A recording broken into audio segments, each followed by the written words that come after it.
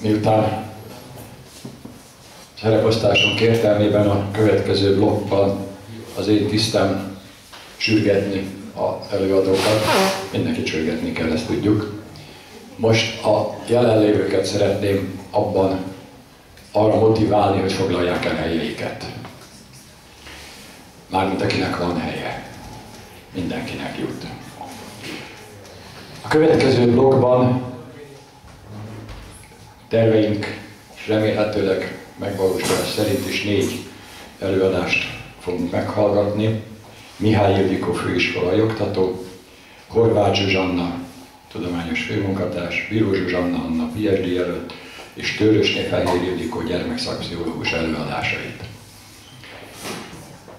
A címeket nem mondom, ez természetesen majd többnyire kivetítve vagy más módon az előadók jelzik.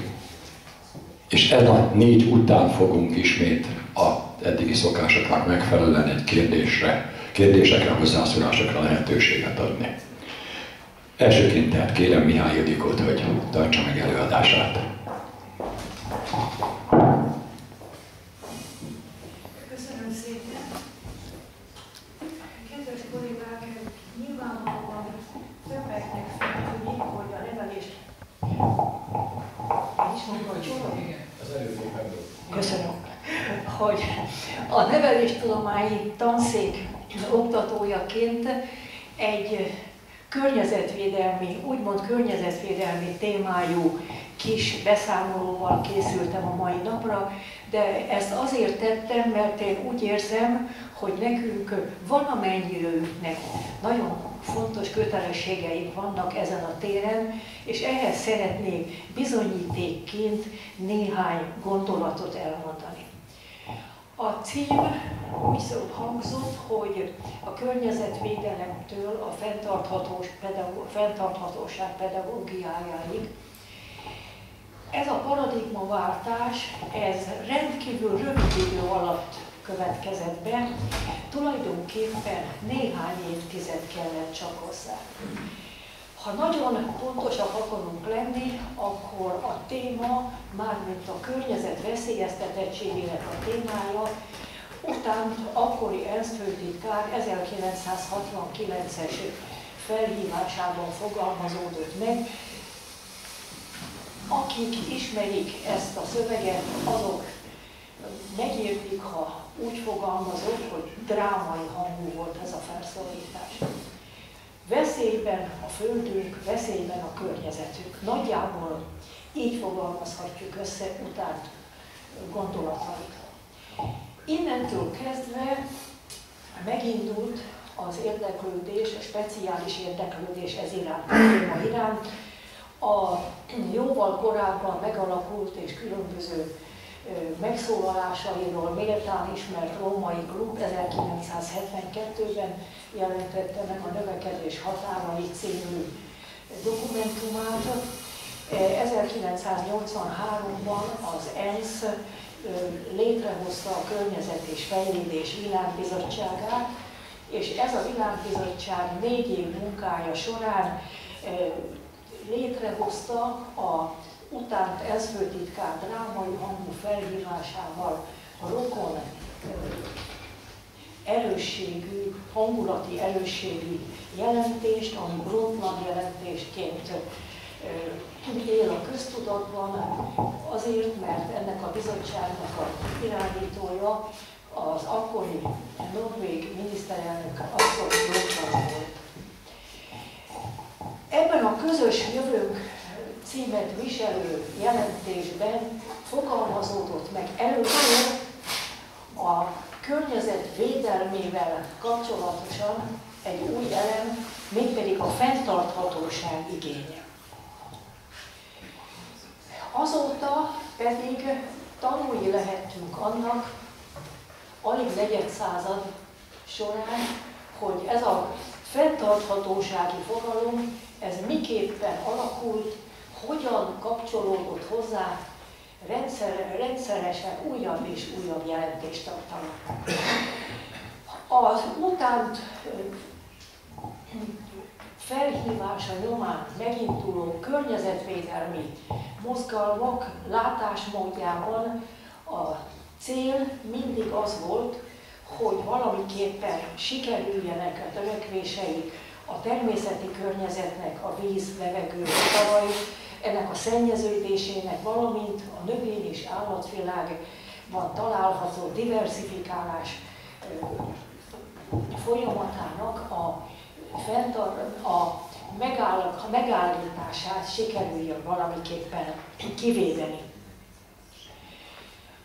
A veszélyeztetettség természetesen ettől még mindenki számára érthető volt, hogy nem szűnik meg. Ahogy tovább gondolták a témát, ahogy tovább szélesedett a látásmód, úgy egyre többen felfigyeltek arra, hogy nem csak a környezet puszta védelme fontos a jövő szempontjából, hanem a termelési folyamatok jobb és felelősebb megszervezése. És ennek nyilvánvalóan része volt, és igen hamar erre is ráirányult a figyelem, hogy ne csak az energiafelhasználás mérséklésével érjék ezt el, hanem a megújuló energiaforrások minél erősebb és nagyobb arányú használatával. Miközben a termelés ilyen módon látókörbe került, számítani lehetett arra, és a következő esztendők fogalmi gazdagodásához ezek is hozzátartoznak, hogy sikerült felismerni, hogy a termelésen kívül a fogyasztásnak is nagyon komoly szerepe lehet abban, hogy milyen eredményeket tudunk elérni a fenntarthatóság igényeinek megvalósításában. Mégpedig azon okból kifolyólag, amit mindenki rögtön tud, Mihály Rádongyól, hogy a fogyasztás az tulajdonképpen termelésfüggő. Vagyis amit megtermelnek, azt el kell fogyasztani, el kell fogyasztatni bármilyen minőségben, és azt is hozzá lehet tenni bármilyen áron is.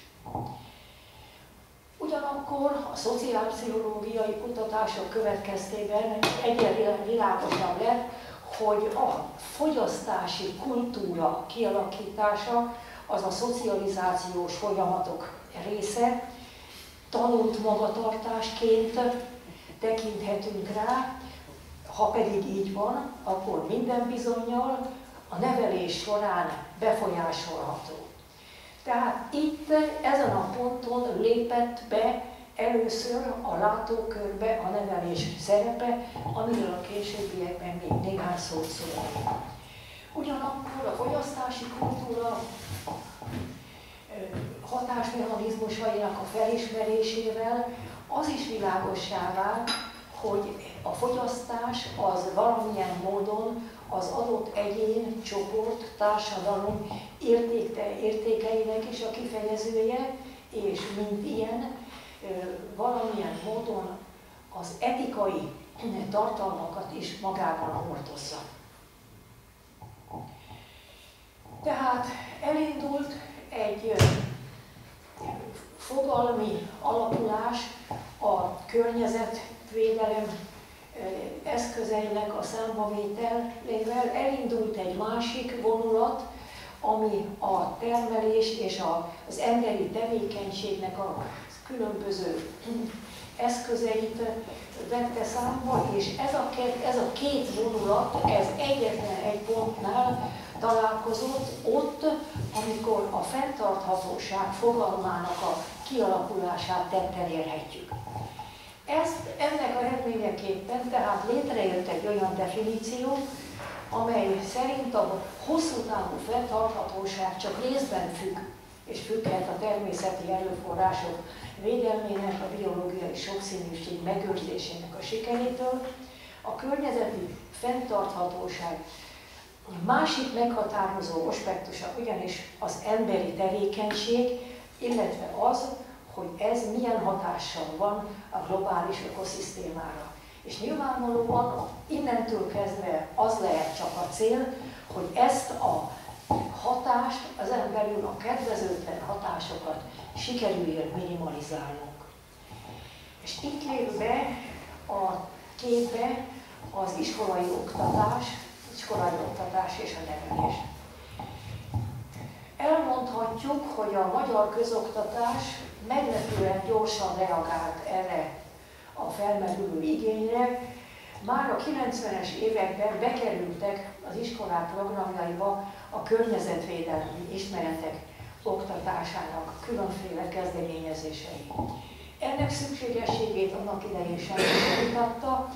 Itt legfőjebb arról volt vita, hogy ez a program önálló tantárgyként vagy interdisziplináris tematikaként jelenjen meg az oktatásban.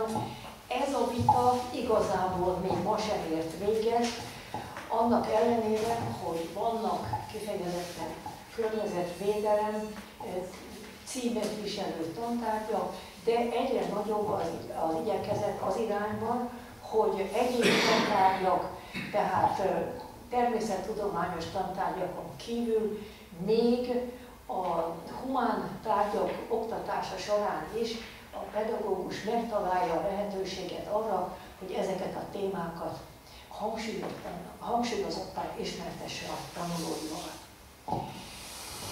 Aztán az is hamar kiderült, hogy nem elég csak a kurikulum eszközeit igénybe venni ennek a fenntarthatósági pedagógiának a sikerreviteléhez, életmód alakításra is szükség van.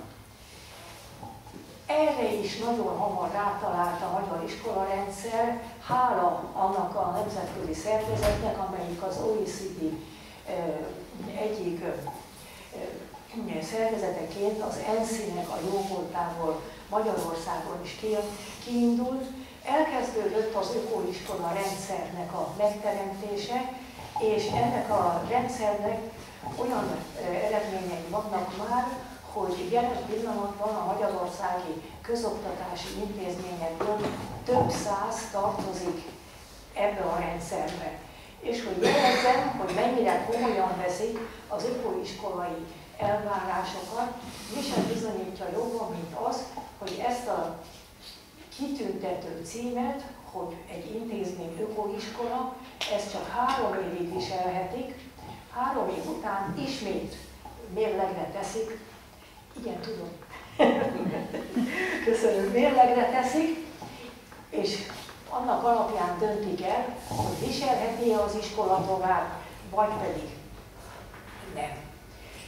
Az életmód alakításnak a másik nagyon fontos eredménye az, hogy az iskolák egyre inkább keresni kezdték, hogy a környezetükben lévő különféle mozgalmaknak, elsősorban a civil kezdeményezéseknek az eredményeit be tudják építeni a munkájukba. Ez a fenntartható fejlődés egyik attribútumaként tartott partner kialakítással is egybecseng, és ennek megfelelően egyre több és egyre gazdagabb kapcsolatrendszerbe helyezi bele ezeket az intézményeket és iskolákat is. Felvetődik a kérdés, hogy milyen lehetőségei és milyen elvárásai vannak a továbbiakban az iskolai fenntarthatósági pedagógiának. Valamikor alapvető feltétel volt a szaktanári gárda kiképzése, most inkább azt mondanám, hogy fontosabb a szaktanári gárda továbbképzése. Többek között azért, mert mint az eddigiekben is jeleztem, mindig újabb és újabb tartalmakkal bővül ez a jelentéskör, tehát megfelelően meg kell szerezni az ismereteket, amik ehhez kapcsolódnak. Az élethosszig tartó tanulás feltételeinek megteremtésekor sem szabad megfeledkezni a fenntarthatóság pedagógiájának a szempontjairól. Ebben természetesen a legtöbbet a felnőttképzési programok tehetik, amiket nyilvánvalóan nem csak iskolarendszerben, hanem iskolarendszeren kívül is, horribile dictu munkahelyi programok során is informális módon lehet megvalósítani. Ismételten felvetődik a hangsúly a civil szerveződésekkel való együttműködés fontosságára, és még egy, amit nem lehet előttől hangsúlyozni, és amikkel a jelen iskolájának most kell ismerkednie, ez pedig, hogy a lakosság számára szükséges ilyen irányú információkat is az iskolák próbálják meg minél inkább, minél kézzelfoghatóban és emészthetőbben eljuttatni a környezetükhöz.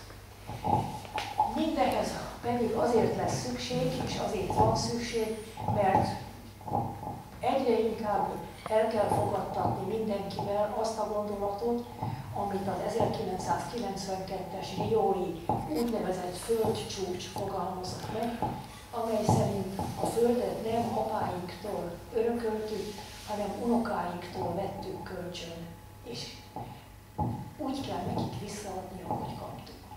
Köszönöm szépen!